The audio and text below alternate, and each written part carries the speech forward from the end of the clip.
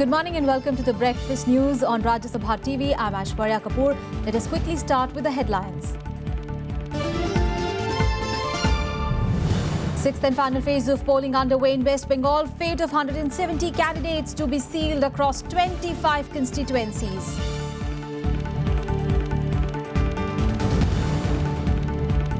Judge who gave verdict in Augusta Westland case in Italy says no direct evidence showing involvement of Indian politicians in accepting bribe.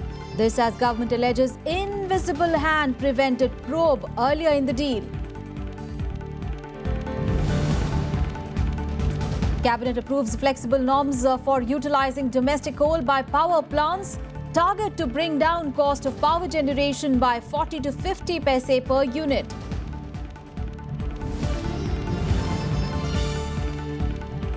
It seems all clear for Donald Trump's nomination for U.S. presidential race after Ted Cruz, John Kasich exits race.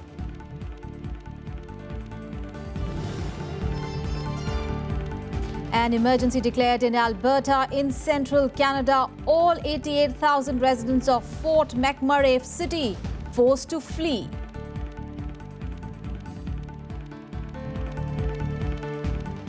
Well, the big story this morning, polling for the sixth and final phase of polling in West Bengal has begun amid tight security, with 25 constituencies in East Midnapore and Cooch Behar going to polls. Now, around 58 lakh voters will decide the fate of 170 candidates across 6,774 polling booths in the two districts. The last phase has a number of heavyweights fighting to retain their seats, including state ministers and top leaders from different parties. Of the 25 seats going to polls, Trinamool has 16 in East Midnapore and 4 of Cooch Behar's 9. The opposition alliance hopes to bag at least 10 of these. Now, East Midnapore poses the toughest challenge for Left Congress alliance, with the TMC's S. Adhikari contesting from Nandigram. Now, the Election Commission has provided a tight security cover across the polling stations to ensure peaceful polling. Around 360 companies of central forces who are assisted by a contingent of 12,000 state police personnel have been deployed in the state. Nearly 10,000 voters of border enclaves in Cooch Behar district will also exercise their franchise for the first time. Now, this because of the formal inclusion of the enclaves in the Indian territory last year. Now, the sixth phase wraps up the West Bengal Assembly elections. The results of the polls will be declared on 19th of May. For more on this, let's go across to my colleague Panchanan Mishra, who is joining us from West Bengal. Now, Panchanan, it is very early in the morning for the sixth and the final phase of West Bengal Assembly elections. What is the latest that you can tell us? How's the security cover? And how many people can you see at the booth where you are at presently?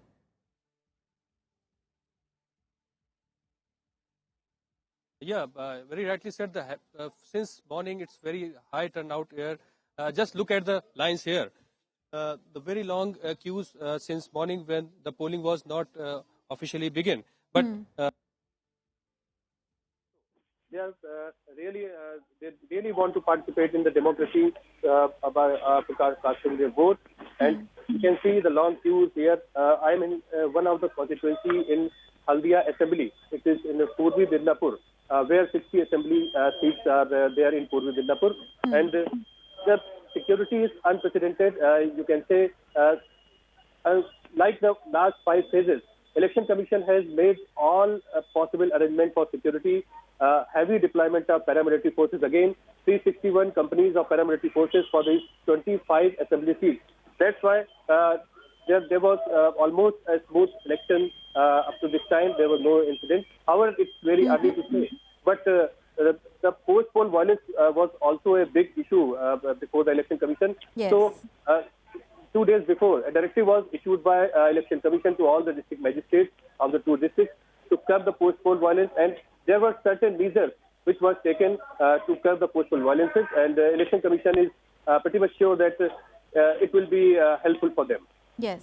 Panchanan, is going to be, this phase especially is going to be very interesting because it is going to be the first time since independence that the Residents of border enclaves in Pooch Bihar district will be able to exercise their franchise. So it will be very interesting on the voter turnout in these areas.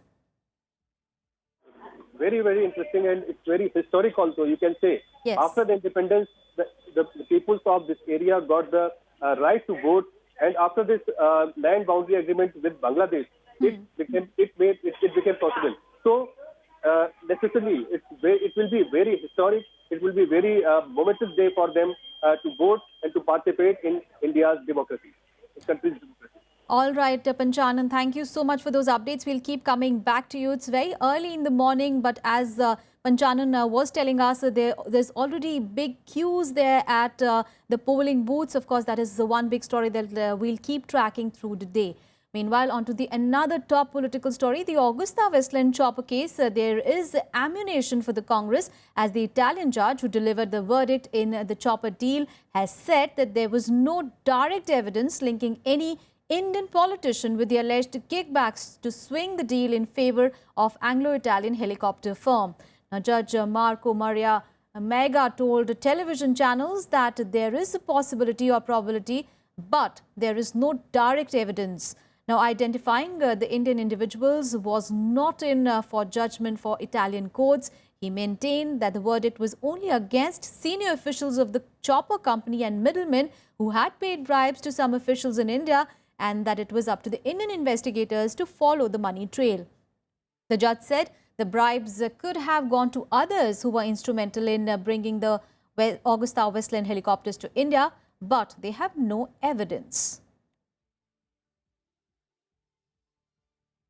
And in related news, the government and the opposition exchanged sharp verbal barbs on the Augusta Westland chopper deal case in the upper house on Wednesday. Now, while both sides levelled allegations against each other, the government rejected the demand for a time-bound inquiry monitored by the Supreme Court. The much-awaited short-duration discussion on the Augusta Westland chopper deal started on a cordial note, with both sides giving out facts and levelling the occasional allegation against each other. आखिर CAG को जब ये पता पड़ गया था 13 सितंबर 2013 को, तो तत्कालीन सरकार ने इस पे कार्रवाई करने के लिए, इस पे ब्लैकलिस्ट करने के लिए और इस पर सख्त कदम उठाने के लिए कोई कार्रवाई क्यों नहीं करी? The total money admittedly paid to this company is 1586 crore. We have recovered 2062 crores. My God. 2062 crores came out of 224 crores of bank guarantee we encashed immediately, and 1881 crores on a case we lost, we appealed and we won just around the time the new government was coming, but it was all done in our time. Now this is without counting, sir, 3 additional helicopters we impounded. The cost of each helicopter is 300 crores. Members from other opposition parties sought a detailed probe, with some asking it to be monitored by the Supreme Court. आप किसी तरह से भी ये लुटेरे लोगों को, ये पैसा खाने वाले लोगों को, ये देश का जो पैसा, जनता का जो पैसा है, उसको लूटने वाले लोगों को आप पकड़ के लाइए. हम लोग आपका साथ देने का काम करेंगे, लेकिन झूठे आरोप मत लगाइए. He promised to the nation that nobody will be spared who is involved in the scam. उसका बावजूद उसका बाद 14 महीना एंटोनी जी रक्षा मंत्री रहे, लेकिन एक आदमी के खिलाफ भी कोई कार्रवाई नहीं किया गया. Then came the protests, when nominated member Subramanian Swamy levelled allegations against top leaders of the Congress party. Whether you had decided not to give any documents to the Italian government even despite their request. If so, did you make the decision yourself? Was it a cabinet decision, or it was a super cabinet decision, or somewhere else you got the orders from? He has to make it clear. And I would say, quoting the letter of Christian Michel, the person named there should also be interrogated, in my opinion, interrogated first, because it says that that person was the driving force behind this deal. Congress members refuted Swamy's allegations. सार्वजनिक जीवन के जो भी मूल्य है, सार्वजनिक जीवन की जो सीमाएं हैं या जो मर्यादाएं हैं, मैंने उसे कभी भी लांघने की कोशिश नहीं की. वो सीमा को मैंने कभी भी तोड़ने की कोशिश की. और जो लोग आरोप लगा रहे हैं, उनसे मैं कहना चाहूँगा कि बातिलों से डरने वाले नहीं, ये आसमां हम 100 बार ले चुका है तो इम्तिहान।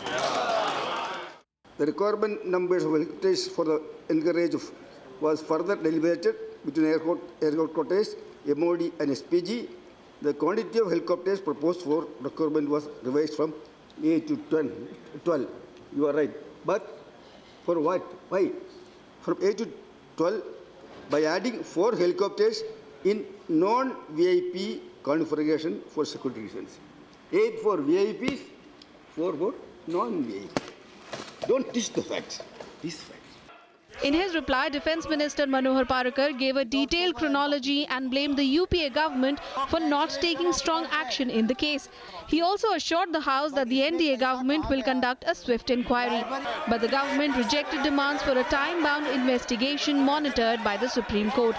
CBI, which registered an FIR in the matter on 12th March 2013, based on the reference made by Ministry of Defence on 12 February 2013, did not bother to forward a copy of FIR to Enforcement Directorate for 9 months. The Congress and JDU members then staged a walkout, stating that they were not satisfied with the government's reply. Vishal Daya's report for Rajya Sabha TV. In related news, Finance Minister Arun Jaitley has rubbished Congress's claims that it was the UPA that blacklisted Augusta Westland. Jaitley, who was in Frankfurt, said that he had, as a defence minister in June 2014, put the transaction to buy 12 helicopters from the Italian firm on hold and in July barred any future contract with it. He also added that there was no political motive behind the government raising the deal issue right now, except to identify the beneficiaries of the kickbacks received in the award of the helicopter contract. Jaitley further said, and I quote him now, "Today, we are at a stage that we have a reason to suspect that bribes have been taken, and therefore that is the launching pad for a proper investigation. Today, it is only reason to suspect that somebody has taken bribe," quote unquote. Now to some other news. Well, Rajya Sabha Chairman Mohammad Hamid Ansari has accepted Vijay Mallya's resignation as a member of the House. Now, Deputy Chairman PJ Kurian announced this a day after Mallya's resignation was rejected for not conforming to the prescribed procedure. I have to... Now sit down. I have to inform the members that the Honorable Chairman has received a letter dated 3rd of May 2016 from Dr. Vijay Mallya, member representing the state of Karnataka, resigning his seat in the Rajya Sabha. He has accepted his resignation with effect from the 4th of May 2016. And earlier, the Ethics Committee of Rajya Sabha recommended Vijay Mallya's immediate expulsion from the upper house. The committee said that by taking stern action and expelling Mallya, Parliament should show that it is committed to taking action against erring members. Chairman of Ethics Panel Karan Singh tabled the report of the panel on the non-disclosure of liabilities as the loans taken from different banks in his assets and liabilities returns by Rajya Sabha MP Vijay Mallya on Wednesday. Of the Committee of Ethics on the non-disclosure of liabilities such as the loans taken from different banks in his assets and liabilities returns by Dr. Vijay Mallya, member Rajya Sabha. The panel was of the view that Mallya's actions are unbecoming of a Rajya Sabha MP. The report mentioned that the committee was of the firm view that considering the gravity of Mallya's misconduct, a sanction not less than termination of membership from the House is warranted. Vijay Mallya is charged with money laundering and loan default of over 9,400 crore rupees. He sent his resignation to the chairman of the upper house on Tuesday, but it was turned down by the chairman on procedural grounds. The upper house will now take a call on the recommendation made by the ethics panel. Kriti Mishra's report for Rajya Sabha TV. And moving on in the bulletin now, Union Telecom Minister Ravi Shankar Prasad has said that there is absolutely no truth or scientific basis that radiation from mobile towers and handsets has adverse impact on humans and other living beings. Speaking in the Lok Sabha during the question hour, Prasad said that linking cancer and other diseases to mobile tower radiation are a mere rumor and that there is no evidence. He also said that repeated court rulings have also rejected the premise that mobile tower radiations adversely impact human health. World over इसका कोई impact नहीं है और मैं सभी सम्मानित सदस्यों से आग्रह करना चाहूंगा कि आप कॉल ड्रॉप की शिकायत करते हैं, अगर टावर नहीं लगेगा तो कॉल ड्रॉप होगा। इसलिए कृपा करके अपने क्षेत्रों में ये जो एक प्रकार का कंफ्यूजन है लोगों को बताइए, ये बिल्कुल मिथ्या है, इसका कोई आधार नहीं है। And Lok Sabha Speaker Sumitra Mahajan has said that parliamentarians need to unite to overcome drought-like situation in several parts of the country.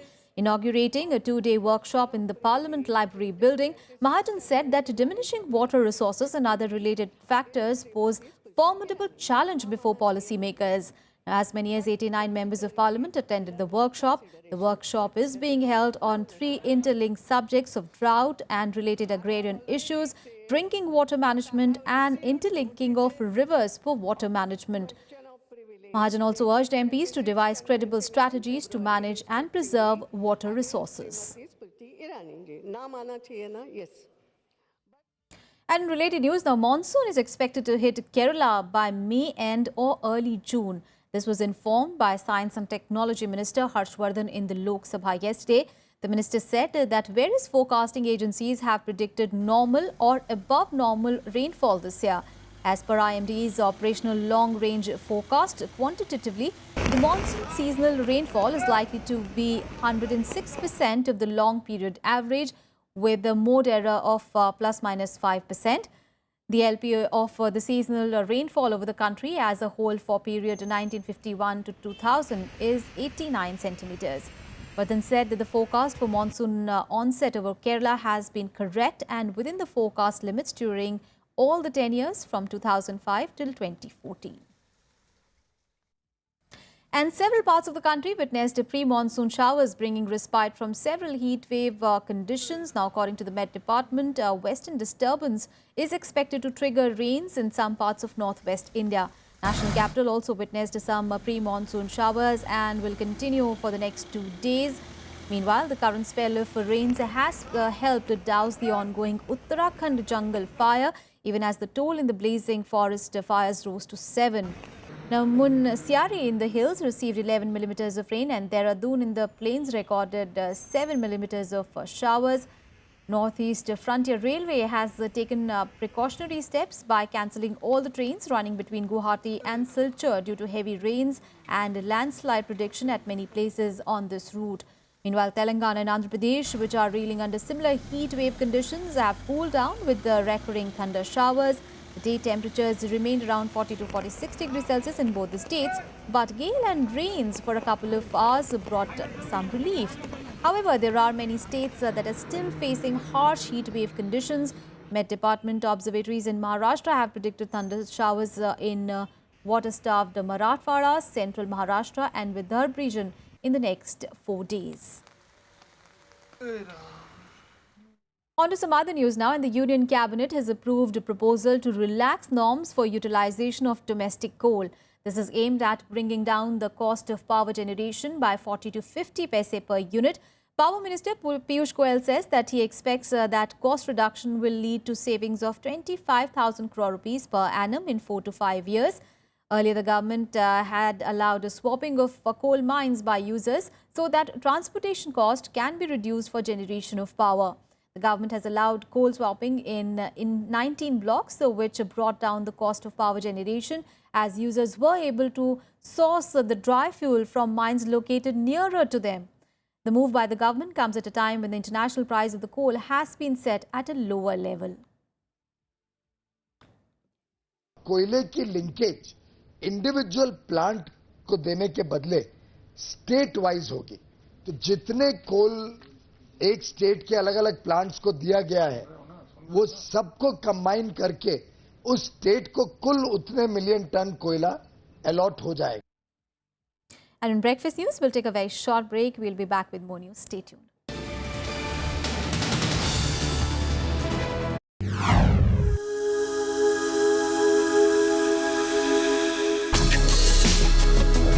Tales that inspire. Stories of social change. A salute to diversity. Promoting public discourse. Events that motivate. inspiring the innovative spirit. Watch Rajya Sabha television documentaries on Rajya Sabha television.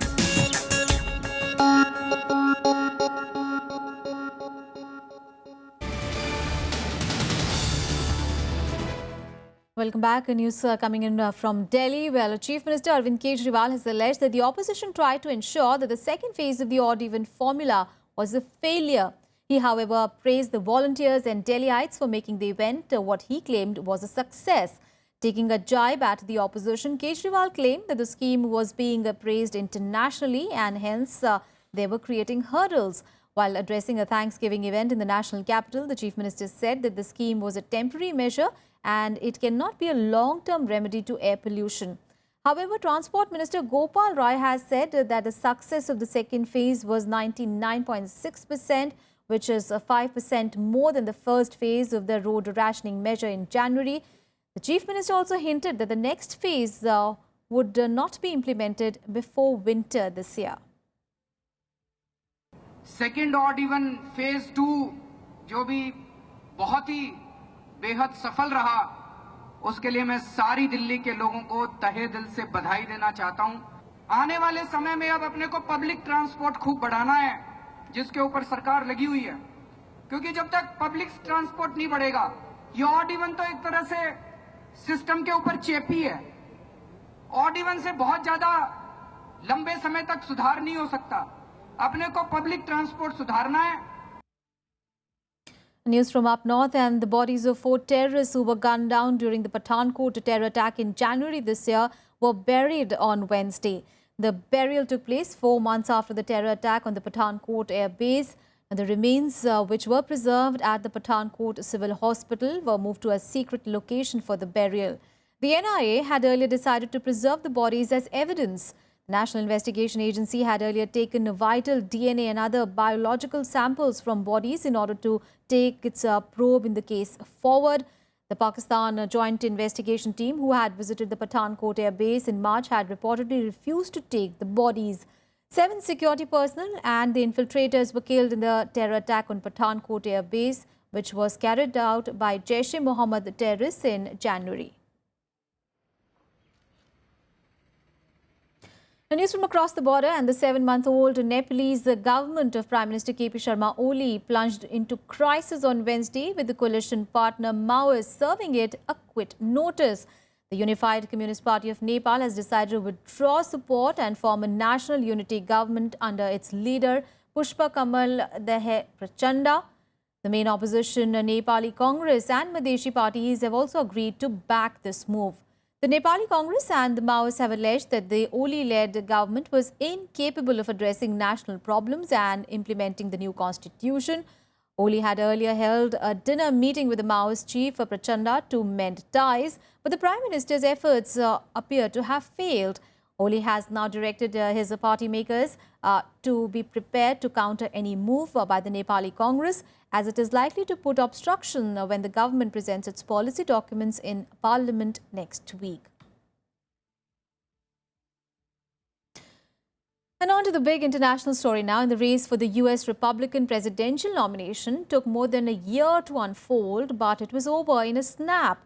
After Ted Cruz, now John Kasich formally suspended his presidential campaign on Wednesday. Now this paves the way for Donald Trump to clinch the Republican nomination, with no chance at all of a deadlocked delegates in a contested convention. I am here to ask you for your prayers, for your support, for your efforts, because I have decided to run for President of the United States. On 15th of July last year, John Kasich had asked for everyone's support and prayers as he declared his decision to be part of the most extraordinary race for the Republican presidential nomination in modern political history. However, the race was over in a flash.